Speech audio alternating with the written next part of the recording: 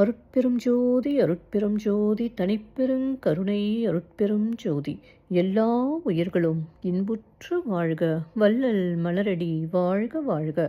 வாழ்க வளமுடன். ஆன்மநேய அன்பர்கள் அனைவருக்கும் என் அன்பான வணக்கத்தை தெரிவித்துக் கொள்கிறேன். இன்று நாம் அறத்துப்பாலில் 3வது அதிகாரமான நீத்தார் பெருமை என்ற அதிகாரத்தில் உள்ள 4வது குறளுக்கு சன்மார்க்க விளக்கம் காண்போம்.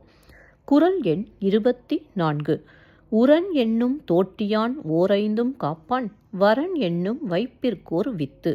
உரன் என்னும் தோட்டியான் ஓரைந்தும் காப்பான், வரன் என்னும் வைப்பிற்கோர் வித்து. முதலில் உலகியல் விளக்கம் காண்போம். அறிவு என்னும் கருவியினால் ஐம்பொறிகளாகிய யானைகளை அடக்கி காக்க வல்லவன் மேலான வீட்டிற்கு விதை போன்றவன். இப்பொழுது சன்மார்க்க விளக்கத்தை காண்போம். அறிவு என்னும் அங்குசத்தை கொண்டு ஐம்புலன்களையும் தன் கட்டுப்பாட்டுக்குள் வைத்திருப்பவன் இறைவன் இருக்கும் இடமான நம் புருவ மத்தியின் உள் நடுவே சிற நடுவில் உள்ள பேரின்ப வீட்டிற்கு செல்லக்கூடிய வித்தாக அமைவான். மீண்டும் ஒரு முறை கூறுகிறேன்.